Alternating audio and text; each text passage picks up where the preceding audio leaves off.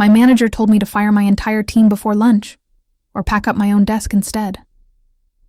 That's how my morning started. No warning, no explanation, just pure humiliation in front of the entire department. Everyone froze. My heart was racing, but I forced myself to stay calm. What she didn't know was that the game she started, I'd already won long before this meeting even began. If you've ever been pushed to your limit at work, you'll understand what comes next. Don't forget to like, share, and subscribe, because this story will prove how sometimes silence is the most dangerous weapon of all. The day started with chaos. Emails flying, phones ringing, and my manager, Clara, strutting across the floor in her expensive heels like she owned the world. She loved control, and she loved watching people break under pressure even more. I had built that team from scratch. 10 people who worked weekends, pulled double shifts, and stood by me through every impossible deadline. And now she wanted me to destroy it all, just to prove her authority. I looked at her across the glass meeting room as she said, loud enough for everyone to hear, "Ren, if you can't do what's asked, maybe this company has no place for you." My jaw tightened, but I didn't respond. The room went silent. She smirked, enjoying the tension, and then left her coffee cup on the table, her little symbol of power. What Clara didn't know was that for the last 6 months, I had been working on something she couldn't control.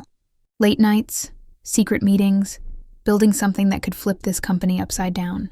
I kept quiet, watching her climb the ladder, taking credit for every success my team created. Every time she mocked me for being too emotional to lead, I smiled, because I knew exactly how this story would end. That morning, as I walked back to my desk, my team looked terrified.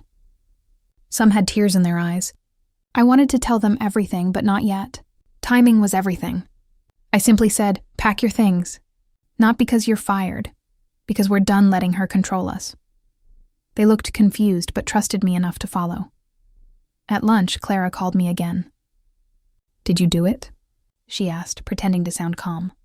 I stared right into her eyes and said, "Yes, every single one of them is gone." She smirked, satisfied. She had no idea I meant something entirely different, because they weren't fired. They were free. And just as I walked out of that office with my team behind me, her assistant rushed in with a folder that would change everything. My name was on it, but not as an employee, as an owner. Clara's smile vanished the moment she saw that folder. Her hand froze mid-air as she flipped through the documents, her voice trembling. "What? What is this?" The logo on top wasn't of our company, then it was mine. Wren Industries, a brand new firm registered under my name, quietly built from every stolen idea, every sleepless night, every ounce of frustration she'd ever thrown at me. What she didn't realize was that her power had created her biggest threat. Me. When I first joined the company 3 years ago, I believed in loyalty. I worked day and night, turning failing projects into million-dollar contracts. But Clara, my manager, made sure my name was never mentioned in the board meetings. She took my credit, my ideas, and even rewrote my presentations under her name. I stayed silent because I thought hard work spoke for itself. I was wrong. In that office, only manipulation spoke louder. While she mocked me in front of others, I began documenting everything. Every email, every time she rewrote my report, every deal she claimed credit for. What she didn't know was that I had been building something bigger. A system, a product, an entire network that the company desperately relied on, but that legally belonged to me. She thought I was powerless. She was standing on the empire I built in silence. That day, after I told her the team was gone, she called an urgent board meeting to announce my supposed failure. She wanted to humiliate me publicly, one last time before getting me fired. As I entered the meeting room, all the top executives were already there. Clara stood tall, confident, rehearsing her victory speech. Wren has failed to follow leadership directives. She refused to cooperate, effective immediately. "Actually," I interrupted softly, sliding the folder across the table, "you might want to read this first." The CEO frowned and picked it up. The room went quiet, only the sound of pages flipping. Then his eyes widened. "Clara, is this true?" he asked sharply. She stuttered. What are you talking about? This, he said, turning the paper for everyone to see, shows that the core system running our entire supply chain, the one you claimed as your work, is legally owned by Wren Carter. Gasps filled the room. Clara's face turned pale. I looked straight at her and said calmly, "You told me to fire my team. Instead, I fired your control." The CEO leaned back, watching the chaos unfold. Clara tried to deny it, but the proof was in her own signatures. The boardroom that once echoed with her voice now drowned in silence. And just when she thought it couldn't get worse, her phone buzzed. Notifications flooded in. The company's servers had gone offline. My system had automatically disconnected from their network. Everything she'd used to control us was gone in seconds. The CEO turned to me, desperate. "Wren, can we fix this?" I smiled slightly. "Maybe, but it'll come at a cost." The power tables had turned. And that was just the beginning. Clara's face lost all color. Her hands shook as she stared at the frozen screens in front of her. Every system, every file, every internal process had gone dark. "What have you done?" she hissed, trying to sound in control, but her voice cracked. I didn't answer. I just looked at her the same way she used to look at me, calm, steady, unreadable. The room was chaos. Board members whispered. Executives grabbed their phones and the CEO demanded answers. "Clara," he barked, "how could this happen under your management?" For once, she had no script to hide behind. 6 months earlier, I had seen it coming. The fake promises, the stolen credit, the office politics. So I quietly began building my own team. The same people she underestimated and wanted to fire. We worked nights and weekends not for the company, but for something far bigger. We built a platform that could run operations faster, safer, and smarter than anything they had. And the best part? Every line of code was mine. Every patent registered under Wren Industries. Clara tried to grab the folder from the CEO's hands. "She stole it," she shouted. "She used company resources." The CEO turned to me. "Is that true?" I leaned forward. "No. I built it on my time, my money, and my sleepless nights, while your manager was busy attending events and posting about leadership on LinkedIn." Laughter broke out across the room. Her reputation, the one she'd built on lies, was collapsing in front of everyone. Clara's voice trembled. "You can't just walk away with everything." I tilted my head. "Actually, that's exactly what I'm doing." Her arrogance finally cracked. "Please, Wren," she said under her breath, her tone desperate now. "Don't do this. We can fix it together." I looked at her and said quietly, "You should have thought about together before you tried to destroy mine." The CEO cleared his throat. "Wren," he said, "if you bring your system back, I'll personally offer you Clara's position, effective immediately." Clara gasped. "You can't do that. This is my company!" The CEO didn't even look at her. "Not anymore." I paused for a moment. The room waited for my answer.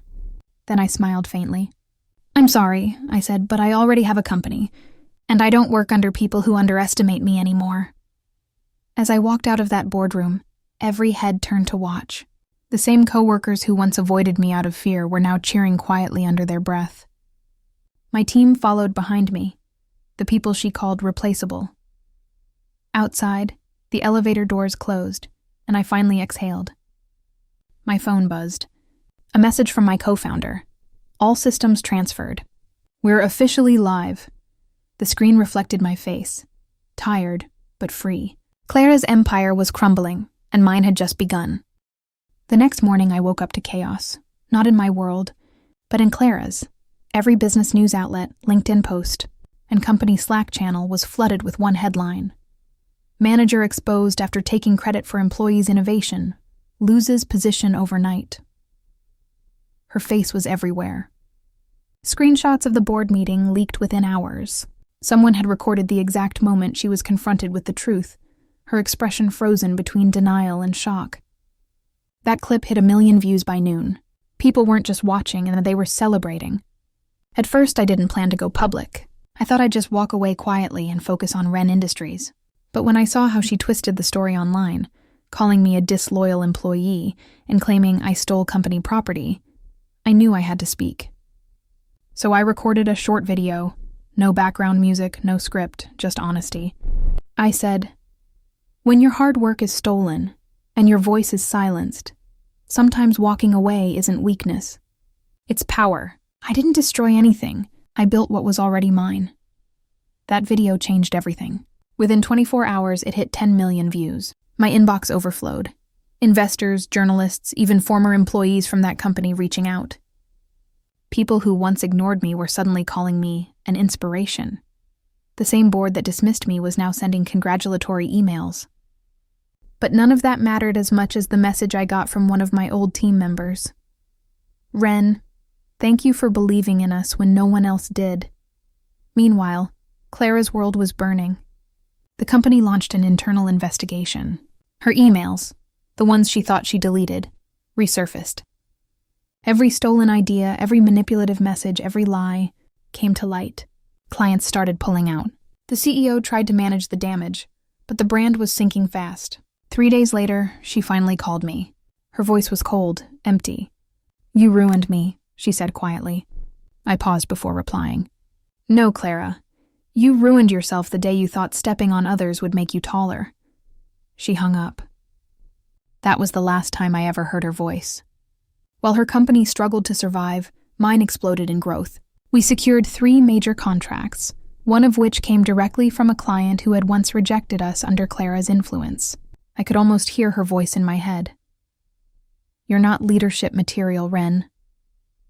Now, as I signed million-dollar deals with my team, the same people she wanted me to fire, I smiled. Maybe I wasn't leadership material in her eyes, but I had become something stronger.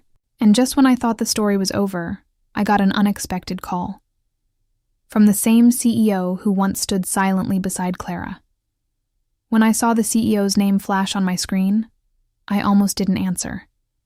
But curiosity won. I picked up, expecting an apology or maybe a final attempt to convince me to return. Instead, his voice was calm, serious, and surprisingly respectful. "Ren," he began, "I won't pretend we treated you right, but I've been watching how you handled all this, and I'd like to meet."